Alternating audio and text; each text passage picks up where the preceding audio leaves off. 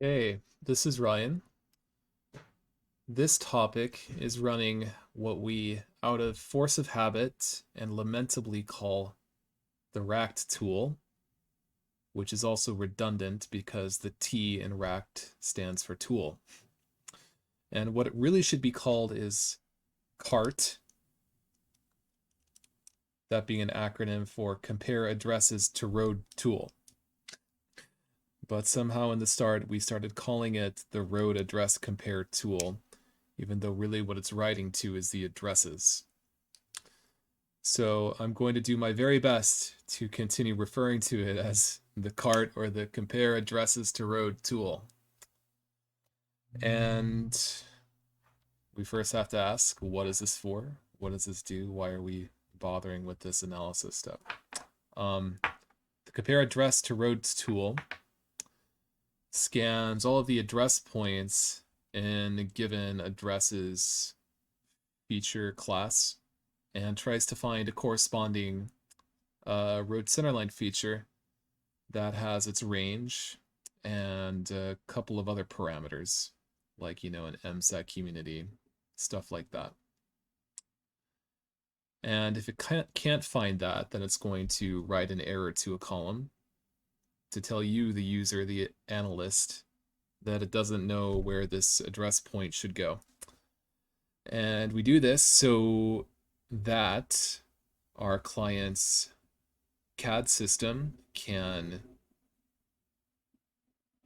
locate set address points. So the first thing that we need is the easy tools for maintenance and remediation toolbox, which you can get in the SDR scripting Git repository. If you don't have the SDR scripting Git repository, that's a different video series. And I like to just make folder connections to my SDR scripting Git repository, and you do that by right-clicking on folder connections and going to connect to folder. You can do this in the toolboxes too, but for me, that doesn't save time. And you're going to find this tool inside SDR underscore scripting, inside of toolboxes then, and then inside of the toolbox easy tools. And inside of easy tools, there's a sub toolbox called analysis. And inside of analysis, the first tool is compare addresses to roads. So you'll double click on compare addresses to roads.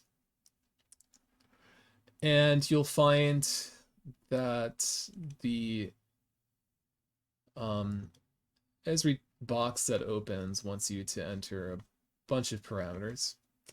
But if your data is already in the SDR next generation 911 hybrid format that we're using for most of our stuff as of the time of this recording in March 2023, you don't really have to do anything except select your addresses feature class for the first parameter, and then select your road centerlines feature class for the second parameter.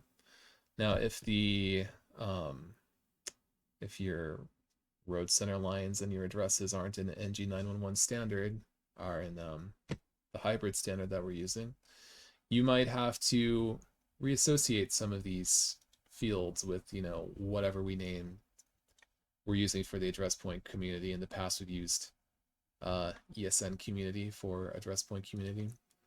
We're not doing that anymore. If it's in like NG911 formatted data, this will be called, structure number will be called something else. Complete street name will be called something else. I think in most of the NG911 formats, this is called full road name. But right now you don't have to do that. So the other thing you want to do is go to this box with the heading enter a name for the results field. And what I like to do is I like to hit an underscore after the adds to roads tag that's already in the default there, and then just enter the day's date on which you're running this, which for us is today, the 9th of March, 2023. And there's this little box at the bottom called recalculate parity fields. This just runs a check to recalculate the parity on addresses points, and there's really no reason that you should uncheck this. I always leave that on.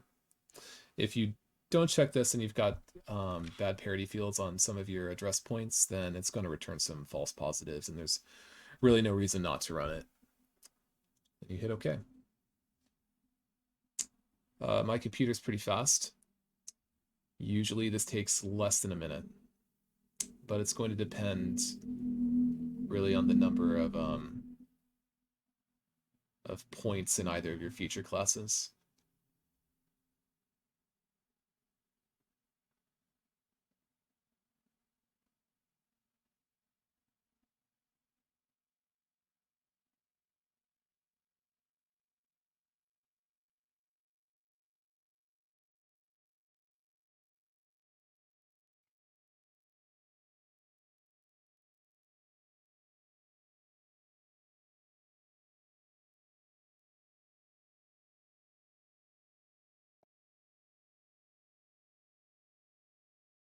All right, so that took 1:31 seconds.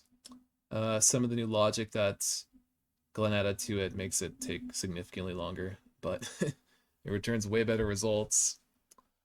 So hit close at the end, open up your attributes table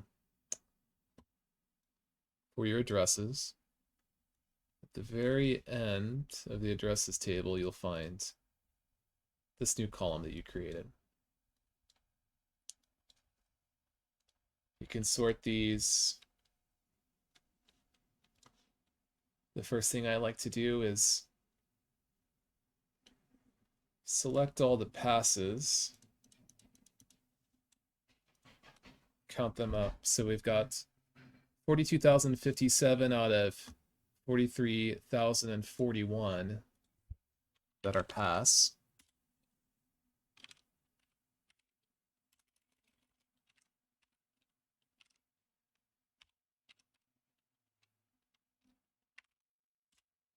That means that about 97.7% of them are good. You don't have to worry.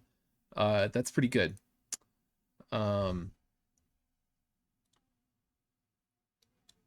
Most of the time, if you're getting fresh data from, like a county for reception, it's going to be way worse than that.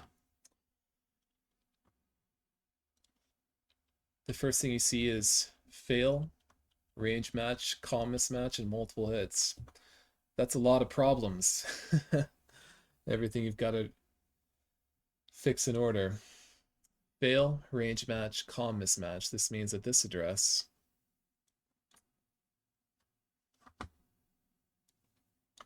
let's try to resize this so we can actually see anything. This address can't find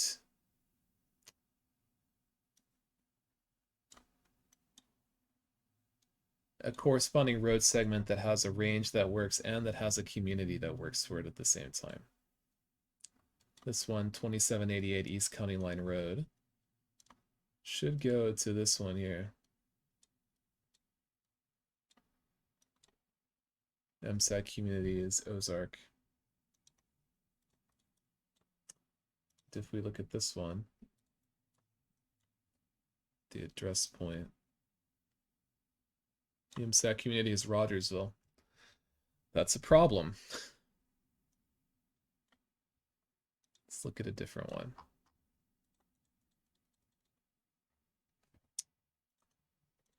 Fail name. One Daffodil Hill.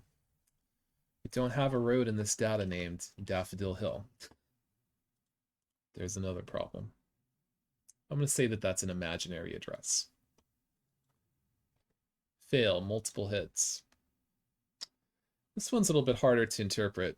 Generally what this means is that for this address, 6251 North Farmer Branch Road, there are multiple road center lines that are possible matches for this. Usually this means that there's more than that there's a range overlap. Let's see if we got that here to 6201.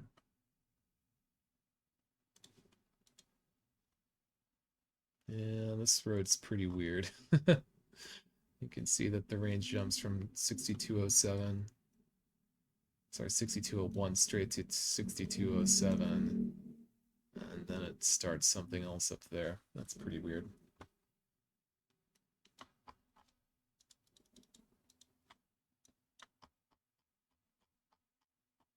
Yes, we got bad ranging or out of range. Yeah, what are you gonna do with this? It's a cul-de-sac and everything's got a sequentially ordered odd numbered address. It's just really nothing you can do about that, right? You see this all the time. In the future, I'll probably do another video about resolving these specific kinds of errors. This is just kind of the barest overview. Um, and also I'll do another video about what you can do if the tool doesn't run successfully. Usually if that happens, it's because you've got some null fields. You don't have fields that are populated correctly in your data.